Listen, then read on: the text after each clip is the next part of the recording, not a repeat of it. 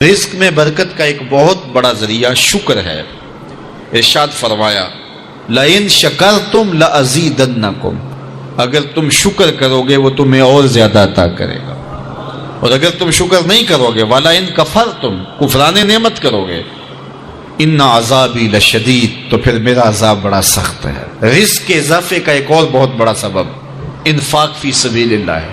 اللہ فرماتا ہے جو تم خرچ کرتے ہو تو جو چیز تم نے نکال دی اس کی جگہ اللہ تمہیں اور عطا کر دیتا ہے۔ بعض کا ہمارا یہ ہوتا ہے کہ کوئی آدمی مالی بحران میں آ گیا تو وہ کرتا کیا ہے کہ جو راہ خدا میں دینے کا کھاتا تھا پہلے اسے کلوز کرتا ہے، یہ فلاں مدرسے کو دیتے ہو یہ بھی بند کر دو، یہ مسجد کو دیتے ہو یہ بھی بند کر دو، یہ فلاں غریب کو دیتے ہو یہ بھی بند کرو، حالات ٹائٹ ہو گئے ہیں۔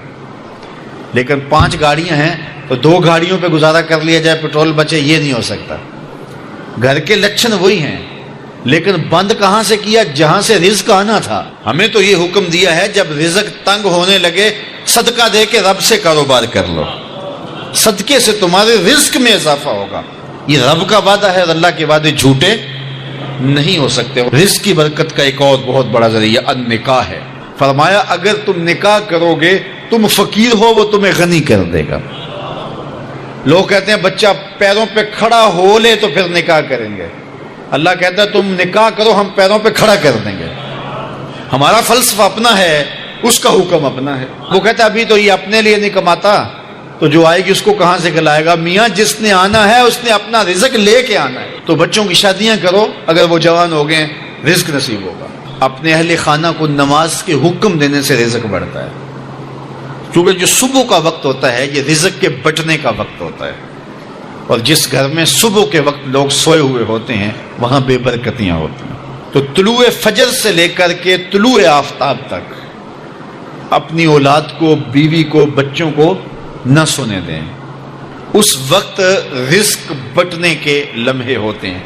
کثیر دعائیں مانگیں، تلاوت کلام مجید پڑھیں، اور نماز فجر مرد حضرات مسجدوں میں جا کے باجماعت ادا کریں، اور گھروں میں جو ہے وہ بیٹیاں بہنیں مصلے بچھا لیں تو اللہ کی رحمتوں کا نزول ہوگا۔ اب ایک حدیث میں رزق کے اضافے کا ایک اور نسخہ ارشاد کیا گیا۔ میرے حضور نے فرمایا جو شخص یہ چاہتا ہے کہ اس کے رزق میں برکتیں ہوں اور اس کی عمر میں اضافہ ہو تو وہ اپنے رشتہ داروں کے ساتھ سلوک اچھا کرے۔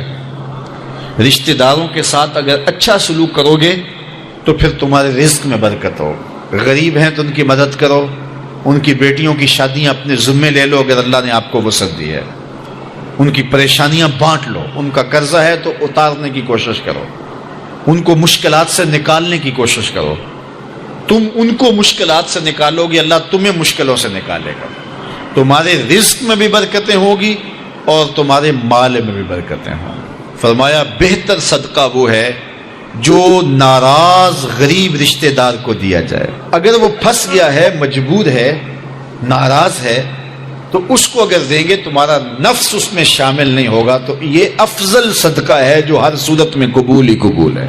رزق کے اضافے کا ایک اور سبب الاحسان الی الضعفاء، جو کمزور لوگ ہیں ان کے ساتھ اس نے سلوک کرنا۔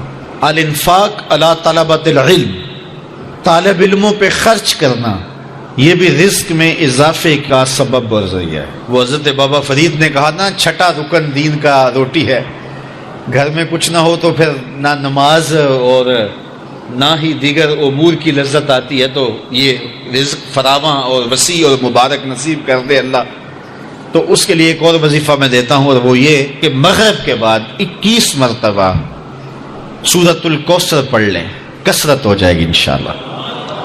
اول خدوشی پڑھ لیں، 5-7 منٹ لگتے ہوں گے، تو سورہ کوثر 21 مرتبہ روزانہ مغرب کی نماز کے بعد پڑھیں، اور اگر بہت زیادہ مسائل ہیں تو ہر نماز کے بعد پڑھ لیں، تو انشاءاللہ آپ دیکھیں گے کہ گھر میں برکتیں اترتی محسوس ہوں گی، انوار کا نزول ہوتے محسوس کریں گے۔